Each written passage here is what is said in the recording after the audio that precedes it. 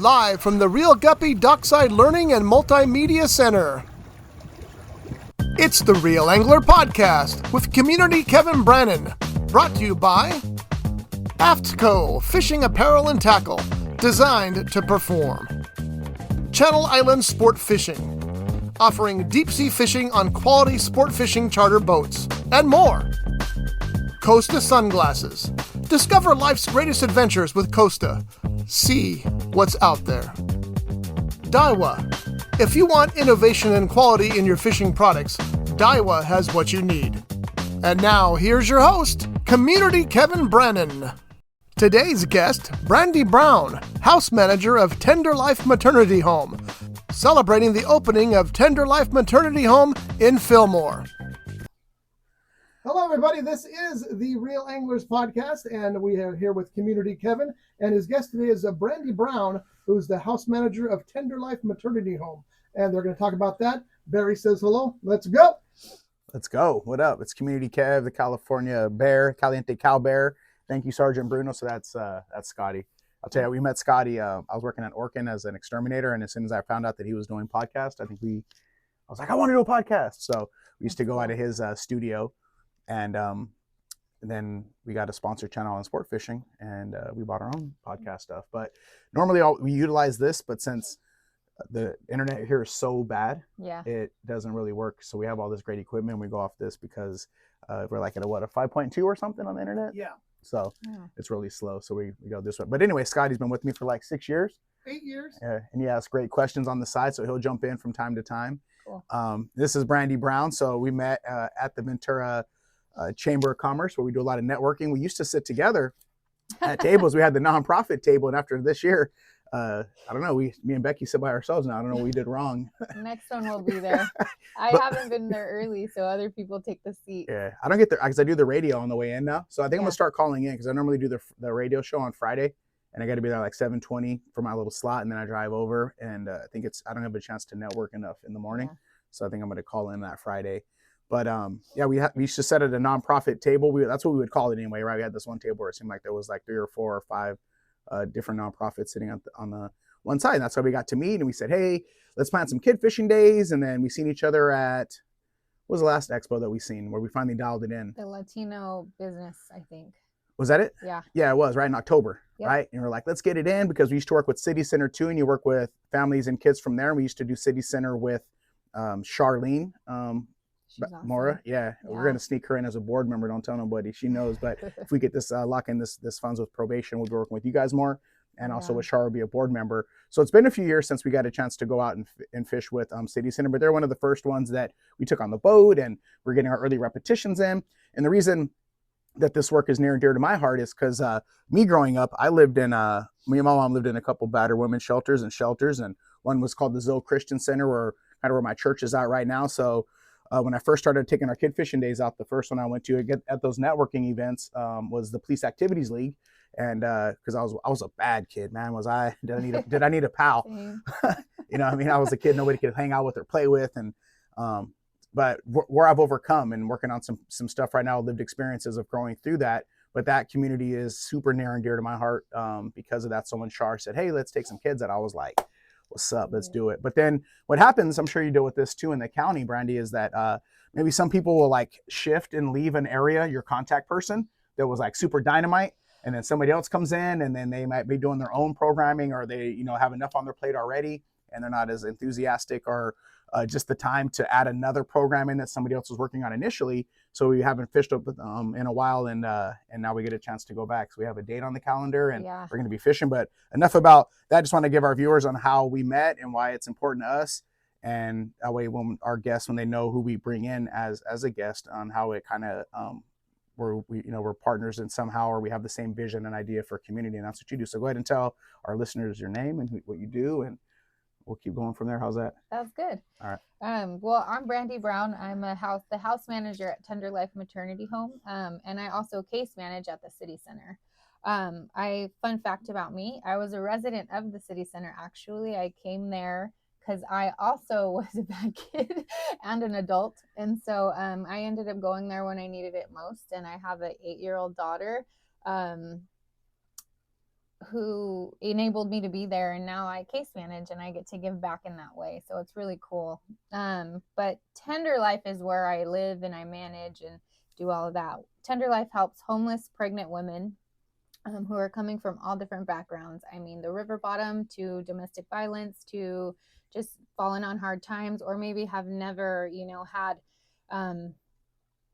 a home and a place to be, and so I get to be the one to receive them and help them and show them, really the basics of kind of living. Because even though many of them are, 30, 40 years old, they've never experienced life in a way that is beneficial to them or their kids. And so the main thing that my main heart for them is to help them and enable them to become the mothers that God intended them to be, because I think it's a very sad thing that a lot of us don't really know how to do it. And so that's really my mission, and my goal is to let God use me and be able to teach them how to do it.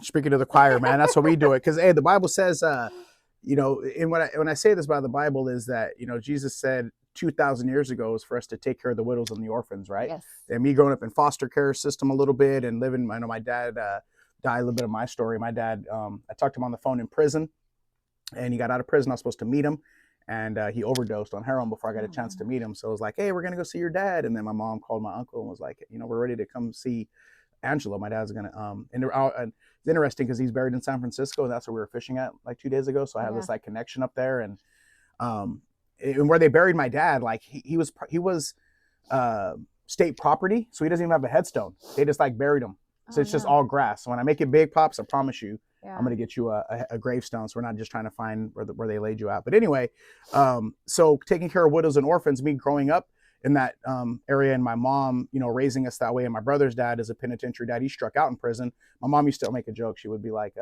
anybody can do county time. If you ain't done penitentiary time, don't even give me your number. So that's how hard my mom was. So me and my brother both growing up in that system, following it out and seeing how there was resources that were out there for us. But, my mom was one of those ones that fight with their own demons and shames for her whole life, that even at 70 years old, she'd be like, I can't believe you made it this far and what we've been through. So I understand it from both sides, right? I've seen my mom living on that side of domestic violence and battered women syndrome and stuff like that, and how it affects us down. And then for me, Brett, coming in from these different homes and environments in the system of the things that, but there are those assistance programs that really try to help us out, Yeah. And I think that I can relate to that in a big way. My dad and my mom still suffers from addiction and all that good stuff. And I think for me, I just really realized like, oh dang, I'm gonna be just like her. And so I have 4 kids, but my from 26 to 8, and my youngest, my baby, she's like God sent her to me to pull me out of that life, because I too was a lot like your mom. Like I wasn't removed from my mom, so my mom lived a life of addiction and drug her kids through that. And so but I glorified that life. And so now my biggest thing is like, I want to like tell people like, you're being deceived, like it's not true, like turn around, come on, follow me as I follow Jesus. That's my main thing. And so that's why he saved me, right? So that I could help others to see that light. And so that's like, it's really cool. And these programs, I think when they come in and they want it, they get it, because the word says knock and the door will be opened, ask and you'll get it, receive it. So it's just really good. And he needs us all like around. I call it the Harriet Tubman, right? We coming back to free people, like, come on over here. Yeah. Come on. I'll show you where the Lord's at. Come on, I'll show you where it's at. I call it the Harriet Tubman. That we had a men's group in here yesterday, and I remember the book of the one that really drew me in was Joe, and him being sold by his brothers, and and when he went through, and that's when I was at church thinking, because I had to call my buddy, my homie James, like literally, bro, I'm exhausted. I'm tired of hustling in these streets. Like I'm tired. And he was a partner of mine in the streets. And then he went to the Lord first. So then when I knew who to call when I was ready to, I guess, submit, And we were talking yesterday, and I would go and just kind of show up. And then, but it was that one story that really had me lean in to try to listen to him, like, because with Blake Hall, well, if there was a guy, why'd I go through all this and that, right? And I thought, man, wait a minute, maybe he's using me for this sense. Cause, man. And you're like, then he laugh and be like, hey, you have a sense of humor, God. You know what I'm saying? Like, that's crazy. I see where you're at because of the work I'm doing now and the work you're doing right now, lived experiences and loving on them. As simple as that, right? And that's what really helps. I'm sure you have what brought you to it, and also how you could share and showcase that with people that are in the system or coming in. Absolutely. I just what brought me to him? I'm all, wait a minute, my hands are going nuts. I have all kinds of stuff I could say about it, but we got about 40 minutes, so as much as you want to. But this is the cool like part about about our show, though, is because we don't never know who's going to be listening and talking about it. This isn't all fishing. That's why it's called Real Radio, because there's some real stuff out here that's going on, and we've been through some real stuff. I mean, since we fish with reels and a real angler, love fishing. Right? You do, right? Hey, the Lord be using Peter and the fishermen, man. So when they start talking about what can a fisherman do, I'm like, hey, anyway, justify. Yeah. Sorry, go ahead. No, I think for me, like what brought me out of this was just being done, and there was an experience that I had. I think that's what you asked me. Is it? Because no, I just told you to go. I don't want you're able to say as much as you want to, but yeah, whatever you know. Like for me, I think it's just seeing the lost and the broken and being able to help, and God has given me a platform. Several to do that. And like Tenderlife, like I couldn't be more lucky because I'm in such an intimate place, and being a resident that has graduated city center, like actually went through it, did it. People are like, what, her? Like, no way. Like they can't believe it. And the ones that knew me, but the ones that meet me can't believe that I was once a part of that life. And I'm just like, well, let me tell you about why, you know? And so God's given me platforms and trusted me with that because he knows he has my yes. And so I get to, you know, as a graduate of City Center, I've been through it, I've lived it. So I get to train these women in Tenderlife and transition them into there, but then stay with them throughout their walk there. And it's like I can see the Lord allowing me to have this time and discipling and growing. Ooh, I was about to throw that word out. I was about to throw that word out there. I was waiting for you to give me a break. And teaching them. So I'm really like, I love it. It's cool. And then I used to think like, because, you know, my time as a mother in the beginning, I wasn't ready for that. And my earlier kids maybe didn't get the best, you know, that they could have gotten from me, but they taught me. And I used to be like, I don't like kids. I did say that. I knew that was a lie, but like now I'm just like so blessed because early in my recovery, I got a word, be a mother worth finding. And like I never knew what that meant, you know. And so I see it now because I'm a mother to these women. I'm an aunt, I'm a sister, even to some of the men that come in, I'm able to be that. And so, and then for the kids, like I'm BB, and none of them are my biological, but like if you ask them, like I've been with them since they're babies. So it's like, it's just cool, full circle. And I get to leave that, you know, God's using me for that. And I think that's he could use, it's funny, like mind-blowing. Who he could use, you know. And that's what it is as men, as we're talking right now, right, of even Jesus, when they would use him, right, like, who you're going to use, that little carpenter, that little bastard child is the one that's going to do all these miracles, you know. Who he could really use, you know, just to get a little deep on who he could use, a wrench like me and the cornerstone that the carpenter threw away, right, rejected, you know, things like that we could wear and let that get to us, and thinking about our shortcomings and what we could really, how we could be impactful and meaningful. Kind of like, you know, you see my broken but beautiful seashells over there, even though they're broken, or a rod building.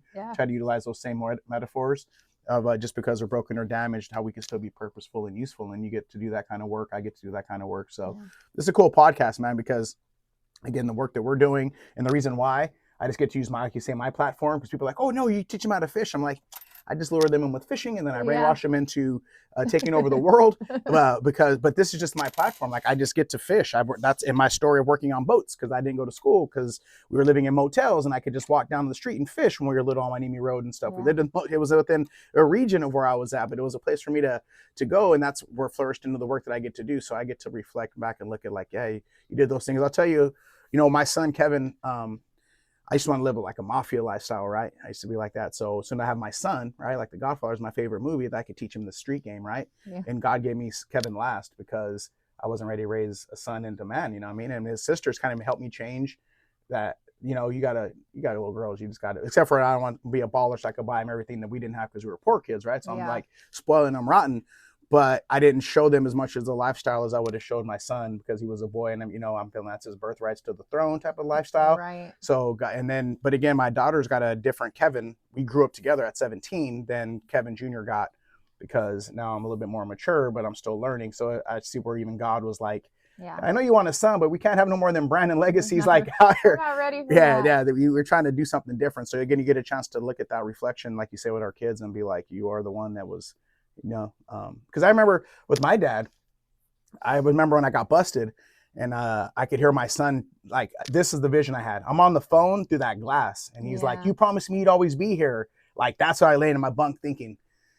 Even though it was only a couple of days because I got out on OR, but it was Yeah. like a couple times, right? I kept getting out, like, Yeah. and but not pressing it, right? And that was what would make you sit in my bed in there and think, hey, you promised you'd always be here, like you said, like my own dad. Or when I stood over his grave and being like, I remember touching the grass blades and being like, boy, you so close to this right here, you gotta. Yeah. So anyway, there are these things, man, that we experience from maybe not, inheritance that we grow through, but making shifts and changes, and it's great. So what kind of other work do you guys do there? Do you guys like offer programming, like continuous programming for them, so when they come in, it's not just housing? You guys, continued therapy sessions and things like that Yeah. can be beneficial? Because I read the book, the body keeps score. I read about 11 chapters, and I got to look at myself on what I have, like I have this punk code, like this G code that I stick to. So if I've been wiring my brain to think that's a sucker move or sensitive or whatever, and I can see why I don't, right? And I ask my kid, like, am I being a sucker right now? Like, no, Dad, you're just being charming. You're just like, that's a sucker move. That's what a punk would do.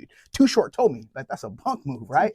So I'm having different disciple music under my car. I'll have a flat. But anyway, is that it takes a while to rewind your brain, that it takes that work. So you guys offer those kind of services as well, right? Do you think that helps with your graduation rate and stuff like that, that long-term not care, but coming alongside of them, and again, that discipleship and reprogramming them? Yeah, absolutely. So when they come in to Tenderlife, first things first, like, we do devotions every morning, 6 a.m. I just pushed it to 6:30 and the girls were so excited. So 6:30 a.m. we're at the table together with our Bibles, giving the Lord our first fruits, and that's where we start. And then they are having to continue in sobriety. So I'm a firm believer that you want to try NA, AA, Bible studies, faith-based things, because sometimes one thing might work for someone and then another. So I make sure that they're working on their sobriety. Therapy is a must because they go through a lot of things and the body does keep score. And, we do a lot of deliverance work and different things like that. What's deliverance work? What would that mean? We do this thing, it's called Cleansing Stream, as a group. And so what that does is it uses, like, who the Father is, like God's our Father, because you would be surprised how many people don't even realize that. And so when you don't have God in his proper place, he's the creator, he's almighty, he's our Father, especially for women, men too, but women, like, that's where, like, 98, my thinking is, like, 98 of our percent of our issues come from, is not having a father figure. Girls need that. They need male role models in their lives to show them. If not, we've seen it, and I'm sure you've witnessed it. I see it in both, right? Because if we ain't got no guidance as men too, we're raising each other, and we have that part too. So women for sure, men too, just because of the fact that we need mentorship just as much as the females do, but I think there's a protection too that women have and stuff like that need from a father's perspective, Definitely. And so we do that. We do deliverance ministry, like it's called Going Through the Cleansing Stream. It's amazing. I've been through it like 4 times and I work it now sometimes. So it's like I've never gone through it and not got something. They have to learn how to budget and save. That's really important. So when they start getting income, they have to start budgeting, saving, making like weekly lists. They shop for the week, they cook, they get responsible.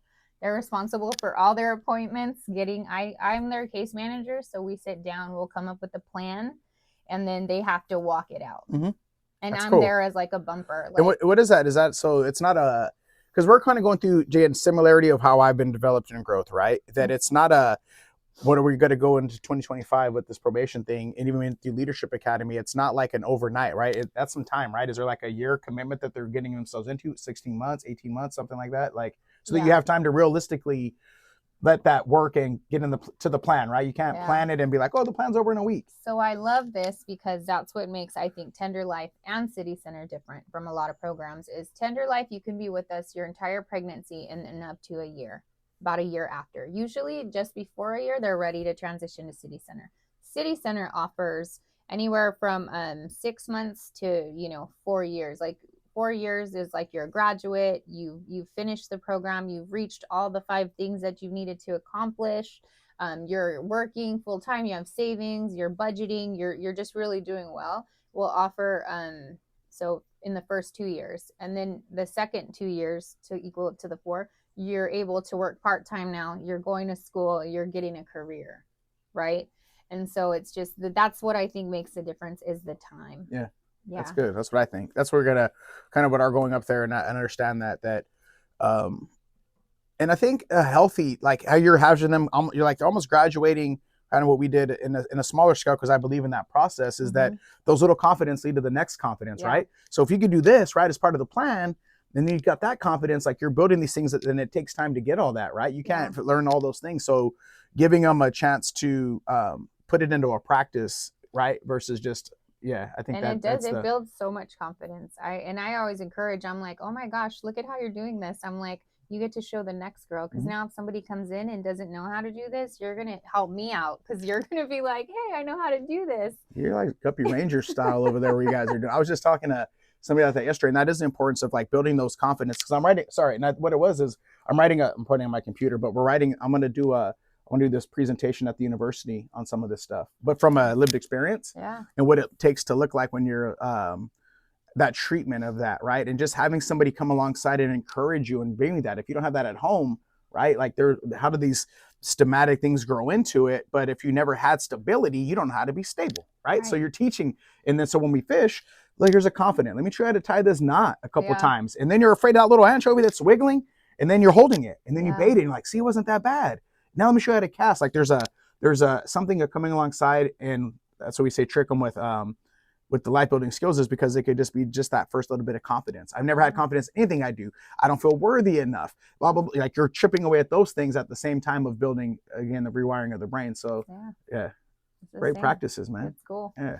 See how simple that is, man? To love on someone, showing them love. And then, that second part was that by building a disciple, we're gonna use the term discipleship, that now that kid is teaching another kid how to tie that hook.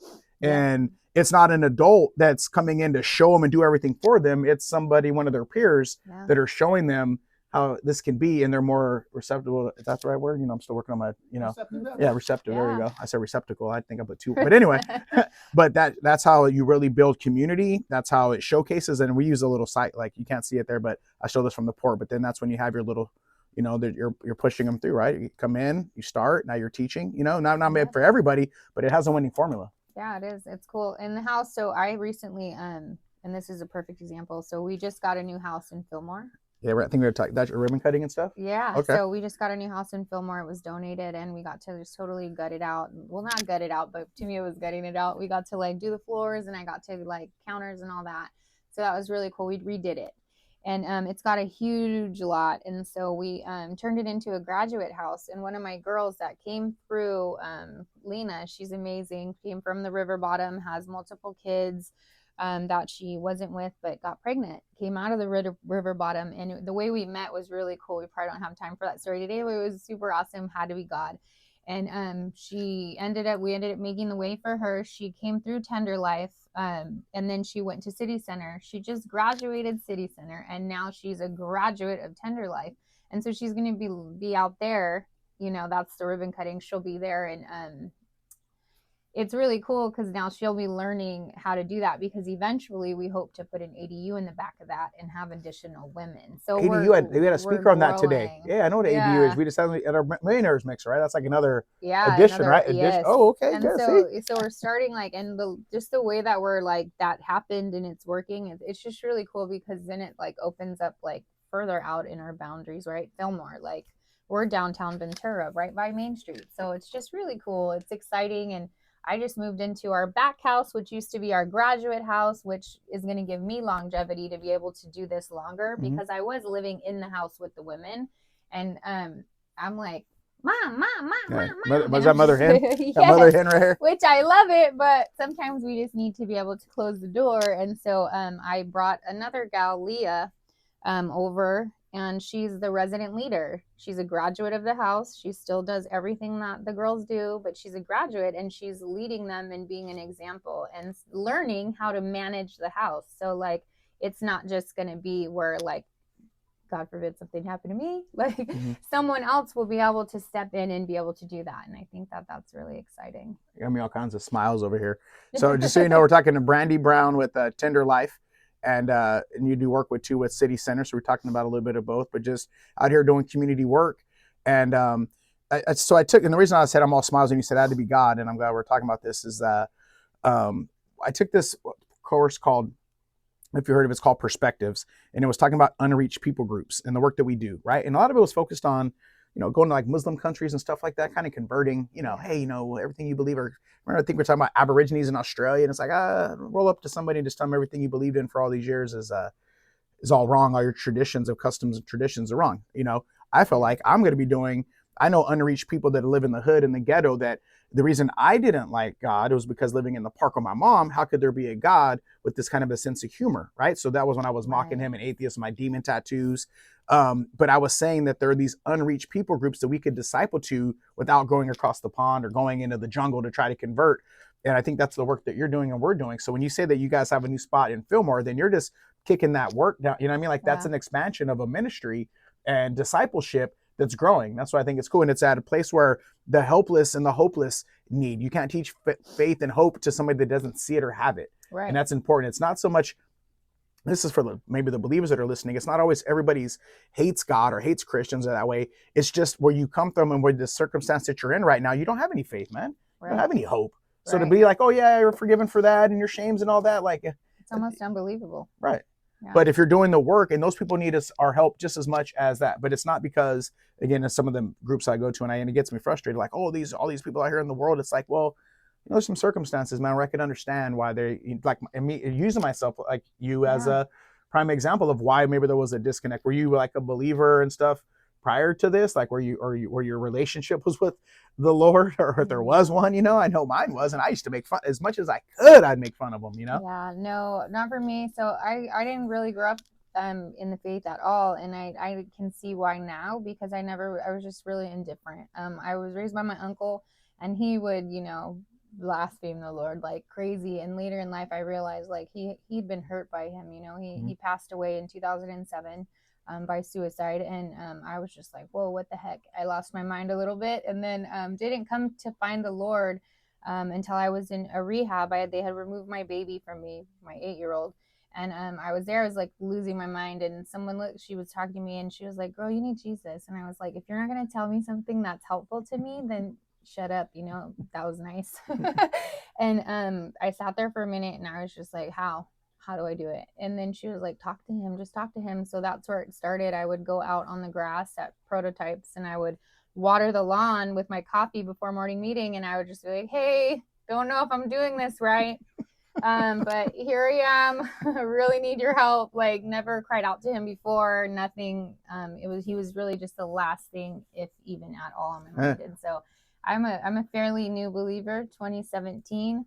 But 2020 is when I really can tell you I got saved, and my life has been so different. But I wanted to say something to what you were saying about like unreached people groups outside. Like, I always make a joke with my Pastor Jim. I always make jokes with him. I'm like, I'm gonna go be a missionary because like whatever. And he's like, he just looks at me because like he knows I know that I am a missionary. We are missionaries right here on our soil, and I think that's the most important thing, because yes, it's good to reach out and to do those things, but yeah, we have so many people that are needing it here, children, women, men, and I think it's important, the work that we're able to do. Yeah, last night we had our biggest men's group here. We had 4 of us. That's right. A couple of new people, That's and it was good. like, we got a little, like, we had to use all 4 cups finally, because we had 4 cups of coffee. We got to the bottom, and that's why that plastic's there. Like, well, we got to use the 4th cup finally. That's right. And again, it doesn't matter. When we went through the disciple thing, there's what we call rabbit churches, where they get like 3 or 4 under a tree, Yeah.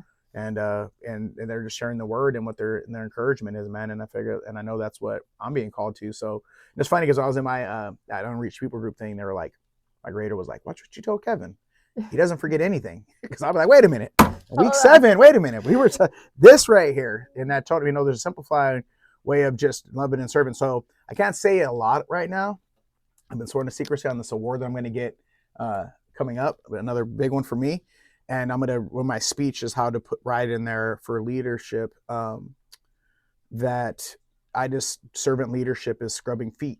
Yeah. If the Lord was willing to scrub his disciples' feet, Yeah. what can I do, right? Just that simple thing of It's that, simple. simple. This we don't got to make it more complicated than it has to be. And sometimes, again, it doesn't matter if you're a new believer or whatever. The guy next to him on the cross was a believer for 5 minutes. Right on. Right? He didn't say, "Wait a minute, let me check that attendance sheet." You're not a legalism. You didn't miss. Faith. Right? You didn't miss. Oh well, you missed Wednesday to go to the Dodger game during the World Series. Like somebody really brought that up to another guy at church. Like, oh, you idolizing the Dodgers? It's once. What? I just want to go see the World Series, man. This is a once in a life. But anyway, but we don't, that legalism stuff and how long we've been and what we're doing. He's still going to work work on us and work through us, no matter if it's 5 minutes, 5 years, or 15. Because, and I figure that's where I'm working. It sounds like what you're doing. Yeah. You're a mission. Cool. Yeah, missions work. I love it. All right, so what else we got? We got a ribbon cutting. When is the ribbon cutting in Fillmore? It's Saturday. It's this Saturday, actually, from 2 to 4. It's in Fillmore. It's in Fillmore. It's on Fillmore Street. Gosh, I should know it. Is that on the main strip? I think Fillmore Street just runs through. It's like right off. 126. There's a car wash. Hold on, let me pull it up. Sorry, I should have been ready. It's all good. But yeah, it's gonna be cool. We're gonna have taco truck there. You can go to our website, tenderlifematernity.home.org, tenderlifematernity.org, I think it is. And yeah, it's gonna be cool. Hold on, let me see. Sorry. Don't be sorry. It's all good. I can't talk while I do other things. Scott, do you have any questions? This is where you throw Scott in there to say, "Hey, Scott, you got any?" I don't, because I don't have a microphone. So anything you want me to ask from the side? Is Tom Spence going to be hosting on Saturday? He'll be there. I'm sure he's going to be there. Tom Spence, we love him. He supports us in Here all of our stuff. There you go. I have the email. Yeah. All right, you can do. So it's Saturday, January 18th from 2 to 4. The address is 237 Fillmore Street, Fillmore, California. It's going to be a taco truck there.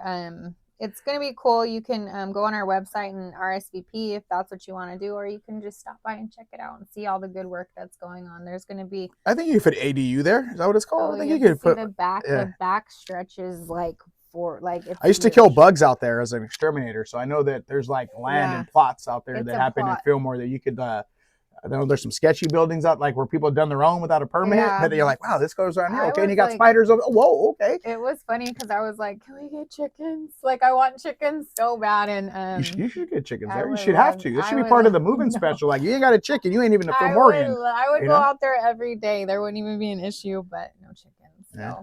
It's all good, but it's cool stuff going on out there. And in Ventura, City Center, we're excited about our fish day. We just put the flyer out, and so the people are going to be signing up. A couple of our girls are like, yeah, I want to go fishing, so it's cool. And part of our programming is I think we talked about me going out there a week before, right? And we're going to do it to where I'll go out and kind of tell my story a little bit, and we always do a little orientation about the fishing day to kind of get them ready and excited for what they're going to come out and experience. But since again, this is the community I like to work in, if I could share the gospel of my own story and redemption, right? That's it, right? Yeah. We're being redeemed, and in this area, man, it's so important that we know that, because I know people personally, they're still dealing with some stuff that they haven't been able to release and let go, and it's really hard to watch too from the outside to see it and know it. Again, seeing my mom going through it, so I've dealt with it and seen it. So if I besides just so when it comes to my seeing God work is look where you get to go, Kev. Yeah. You were one of those little kids running around at those facilities, and now you're going back because I needed you to go through this so that I could have you go back and spread the word in my behalf. And I'm like, God, you funny boy. He's a master strategist. Let me just tell you, I say this all the time. God is a master strategist, and we might not get it because his ways are not our ways, but I tell you what, once you do realize it, it's mind blowing. It's wild. Yeah. But I think fishing is a wonderful way. I remember going fishing with my dad and my uncle, and little kid, 2 o'clock in the morning, we'd have to nap, and he'd be like, I'm waking you up, we're going. And we would come out and go and fish at 2 in the morning, a kid's dream. Me and my brother, really cool stuff. So do you guys have a tradition where you get a donut on the way and stuff too? We would get we would stop right here wherever, depending on where we went. We would go to Spud Nuts or go somewhere and then we would get our thing and we would go, and it was really cool.